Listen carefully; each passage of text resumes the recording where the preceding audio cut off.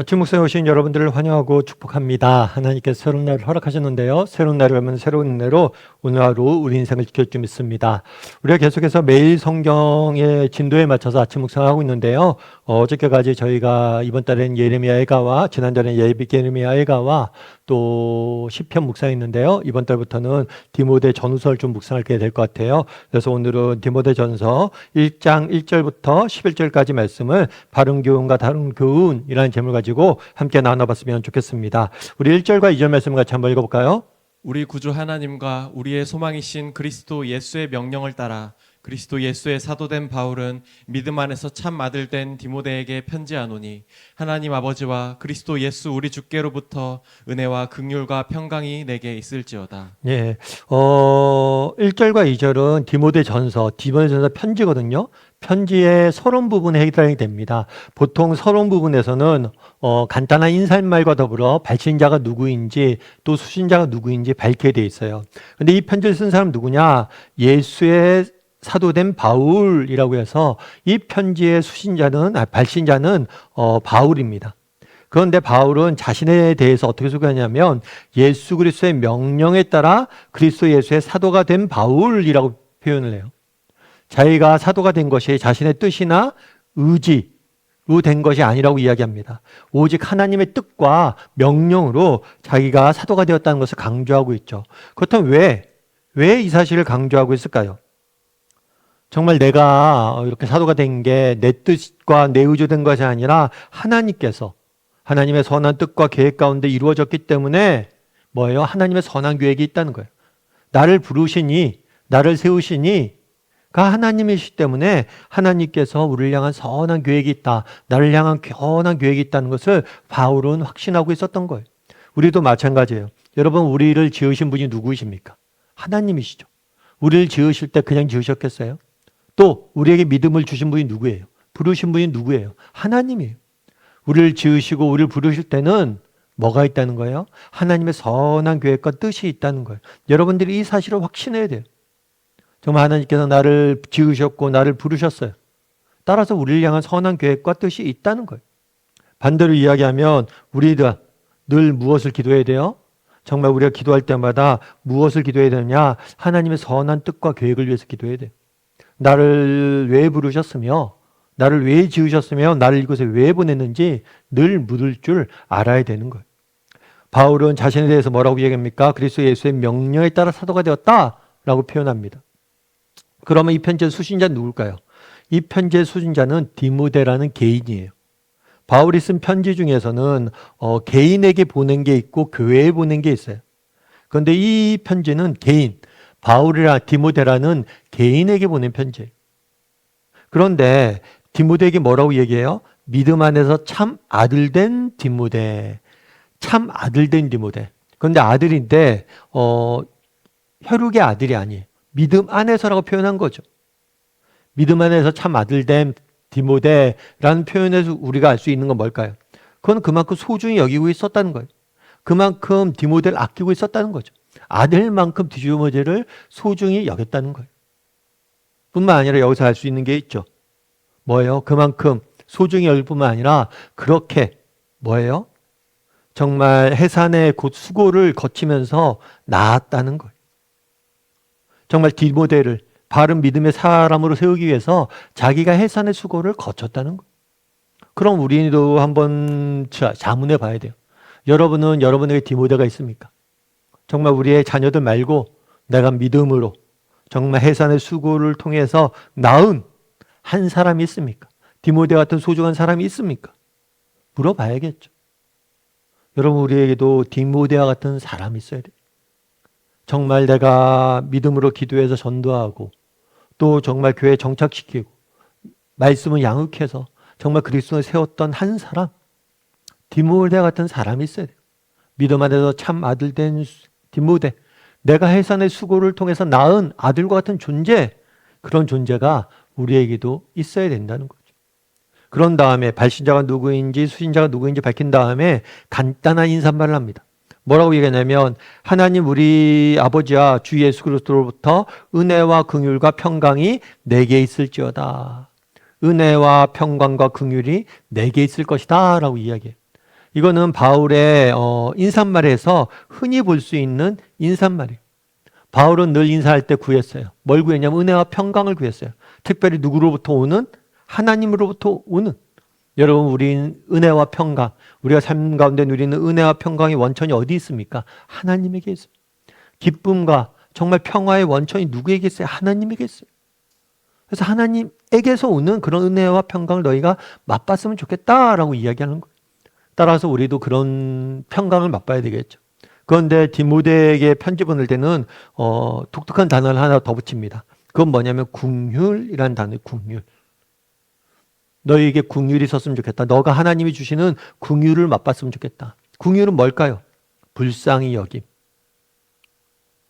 하나님이 너희를 불쌍히 여기는, 너를 불쌍히 여기시는 그 하나님의 마음을 네가 알고 그 하나님의 불쌍히 여김을 받아야겠다라고 이야기를 하는 거죠.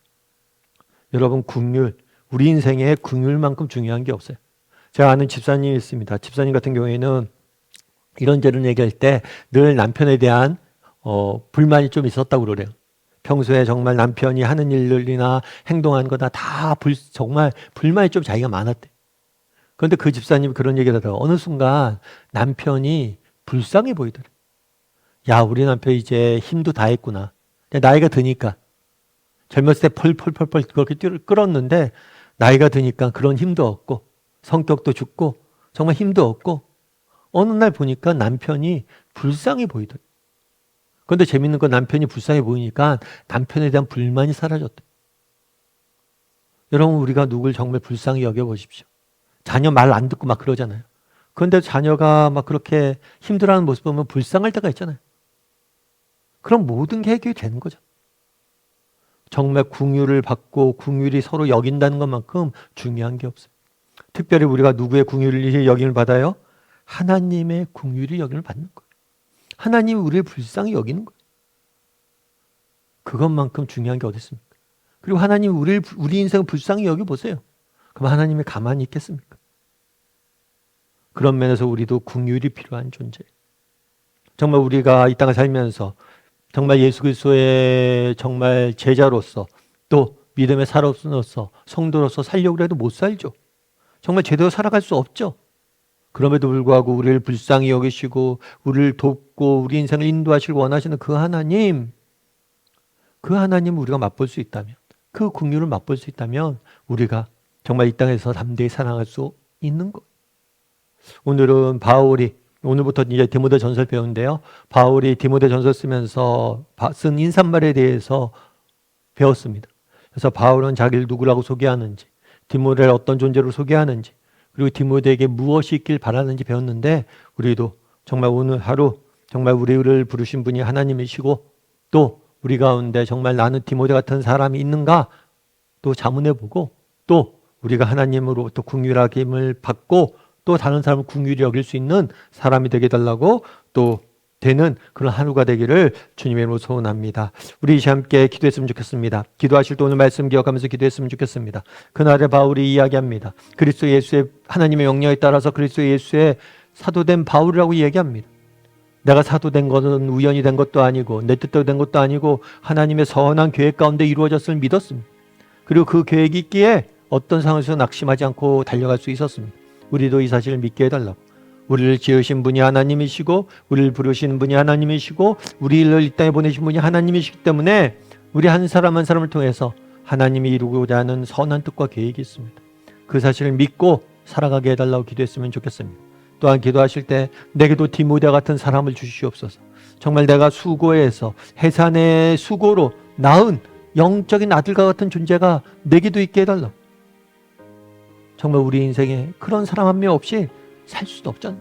내가 정말 해산의 수고해서 낳은 영적인 아들 디모데 같은 사람이 내게도 있게 해달라고 함께 기도해 주시고, 또 마지막으로 기도하실 때는 정말 우리가 하나님의 긍휼을 날마다 맛보게 도와달라고, 그리고 다른 사람을 긍휼히 여길 수 있는 사람이 되게 해달라고 이 시간 오늘 말씀 기억하면서 한 목소리로 같이 기도하도록 하겠습니다. 같이 기도하시겠습니다.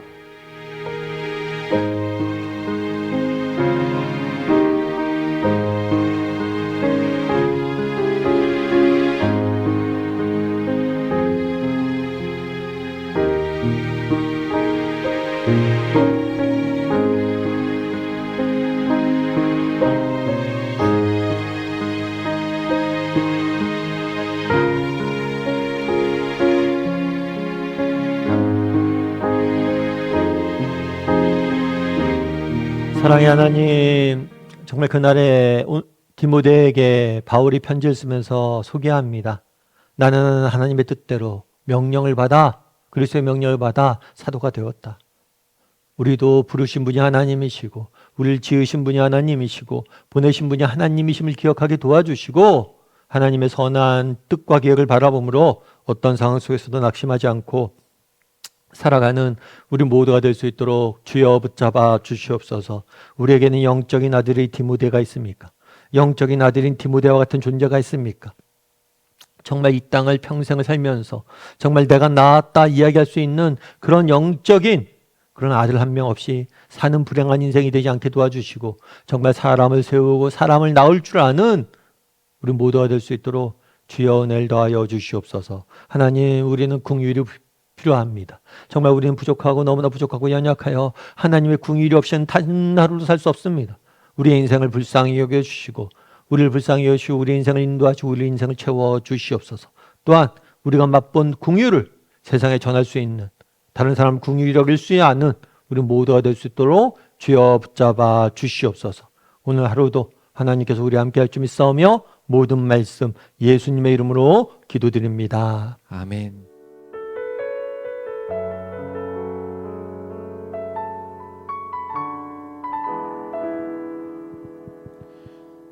내게 허락하신 시련을 통해 나의 믿음 더욱 강하게 자라나고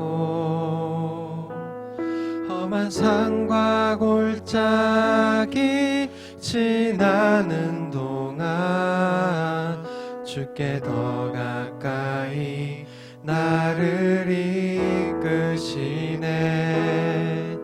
내가 겪는 시험이 어렵고 힘겨워도 내 주님보다 크지 않네.